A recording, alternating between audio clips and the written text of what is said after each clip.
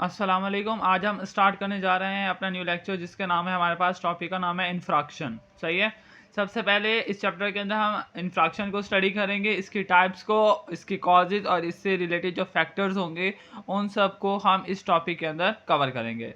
सबसे पहले आता है इन्फ्रैक्शन। इन्फ्रैक्शन होता क्या है हमारे पास कि किसी भी टिश्यू के अंदर किसी भी टिश्यू की डेथ हो जाना ड्यू टू स्टॉप ऑफ या लेक ऑफ क्या ब्लड सप्लाई, यानी किसी भी टिश्यू के अंदर जो ब्लड सप्लाई है वो प्रॉपर नहीं हो रही, जिसकी वजह से हमारे पास क्या हो रहा है, ये टिश्यू की डेथ हो रही है। ये हमारे पास किसी भी टिश्यू या ब्लड वेसल्स के अंदर ऑब्स्ट्रक्शन की वजह से हो सकता है, या हमारे पास कोई ब्लड वेसल है उसके अंदर ब्लॉकेज हो गई है किसी भी ब्लड क्लॉट की वजह से या एम्बोलस की फॉर्मेशन की होने की वजह से, तो वो हमारे पास क्या करवाता है, इन्फ्रैक्शन करवाता है।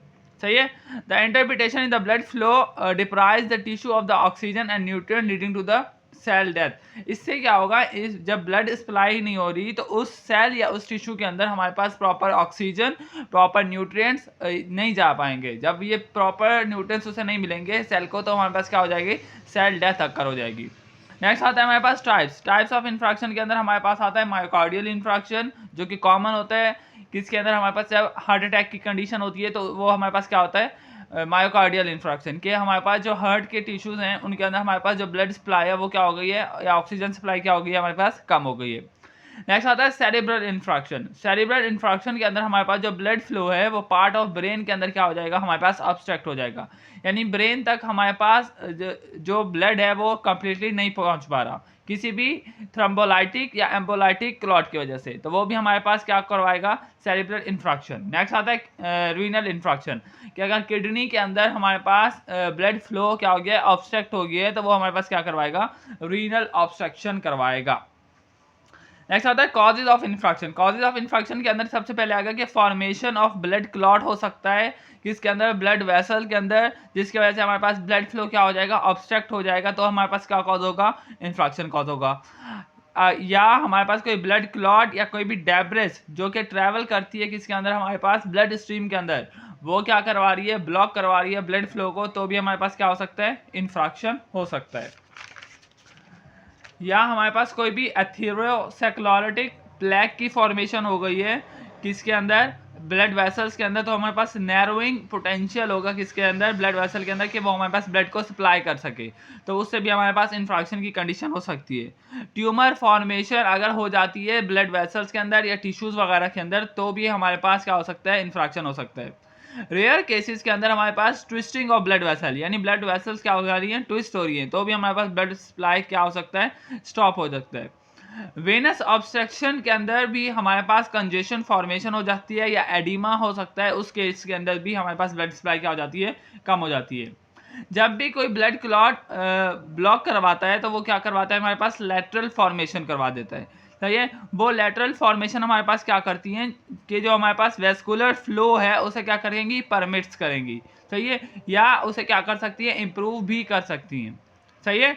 जिस ऑर्गन के अंदर हमारे पास सिंगल आर्टरी मौजूद होती है, यानी single way of blood supply है, उस ऑर्गन के अंदर हमारे पास मोर चांसेस होते हैं किस चीज़ के, ऑब्स्ट्रक्शन के। सही है। Obstruction result in the pressure of the artery. जब हमारे पास कोई भी आर्टरी ब्लॉक होगी तो उस नतीजे के अंदर हमारे पास क्या होगा कि प्रेशर डेवलप हो जाएगा किसके अंदर, आर्टरी के अंदर, तो हमारे पास इन्फेक्शन कंडीशन हो सकती है। वुमेन कैप्सूल हमारे पास एक वाइड जगह है जहाँ पे हमारे पास सिंगल आर्टीरियल और वेनस फ्लो होता है, जो कि हमारे पास क्या करवाता है, कोलेटरल फॉर्मेशन करवाएगा, जिससे हमारे पास क्या हो सकता है, इन्फेक्शन की कंडीशन डेवलप हो सकती है।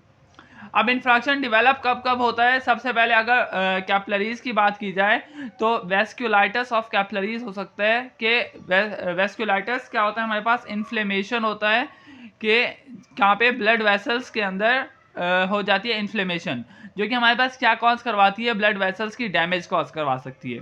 सही है। जो कि हमारे पास लीड करती है कॉम्प्लिकेशन कॉज करवाएगी कहाँ पे, ब्लड वेसल्स के अंदर। तो हमारे पास जब कॉम्प्लिकेशन कॉज हो जाएंगी, इन्फ्लेमेशन हो जाएगी ब्लड वेसल्स के अंदर, तो ब्लड फ्लो प्रॉपर नहीं होगा।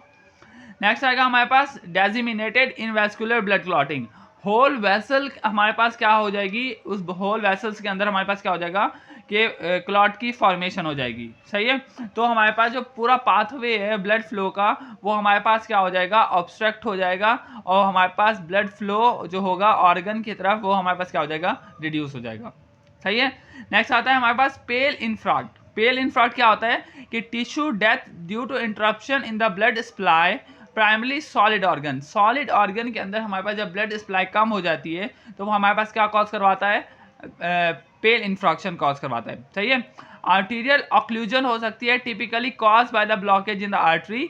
हमारे पास जो पेल इन्फ्राक्शन है वो टिपिकली आर्टरी की ब्लॉकेज की वजह से हो सकती है, जो कि हमारे पास किसी भी एम्बोलस या क्लॉट या ब्लड, जो ब्लड वेसल है उसके कट ऑफ होने की वजह से, यानी ब्लड सप्लाई कम हो जा रहा है कहाँ पे, आर्टरीज के अंदर, तो हमारे पास या किसी भी स्पेसिफिक ऑर्गन के अंदर ब्लड सप्लाई कम हो रहा है सॉलिड ऑर्गन के अंदर, तो हमारे पास वो क्या कॉज करवाएगा, पेल इन्फ्राक्ट। नेक्स्ट आता है रेड इन्फ्राक्ट। रेड इन्फ्राक्ट को हम और नाम देते हैं हिमोरेजिक इन्फ्राक्ट का। सही है। रेड इन अपीयरेंस होता है ये हमारे पास due to the presence of blood within the affected organ. इसके अंदर हमारे पास क्या होता है कि ब्लड ज़्यादा पाया जाता है कहाँ पे, अफेक्टेड टिश्यू के अंदर। सही है। लेकिन यहाँ पे तो हमारी बात हो रही है कि इन्फ्राक्शन क्या करवाता है कि ब्लड की ब्लॉकेज करवा देता है, ब्लड जाता ही नहीं है, तो फिर हम इसे तो ब्लड तो वहाँ पे ब्लड ज़्यादा कैसे होगा, वो ऐसे होगा कि जो हमारे पास रेड इन्फ्राक्ट की कंडीशन है इस केस के अंदर हमारे पास क्या होती है, पार्शियल ऑक्लूजन होती है। सही है। पेल इन्फ्राक्ट के अंदर कंप्लीट ऑक्लूजन होती है, इस केस के अंदर हमारे पास क्या होती है, पार्शियल ऑक्लूजन होती है, जिसके अंदर हमारे पास कि कुछ पार्ट ऑफ ब्लड हमारे पास क्या आ जाएगा, सप्लाई होगा टिश्यू को, और कुछ ब्लड ऑफ जो ब्लड की अमाउंट है वो क्या होगी, इन्फ्राक्ट हो जाएगी, यानी उसकी ब्लॉकेज हो जाएगी, तो इसलिए हम इसे क्या नाम देते हैं, रेड इन्फ्राक्ट का। इस केस के अंदर जो हमारे पास वेनस बैक फ्लो होगा वो हमारे पास देखा जाएगा, क्योंकि हमारे पास जो ब्लॉकेज हो जाती है रेड ब्लड सेल्स की डाइजेशन की वजह से, venous back flow occur due to the blockage of red blood sales.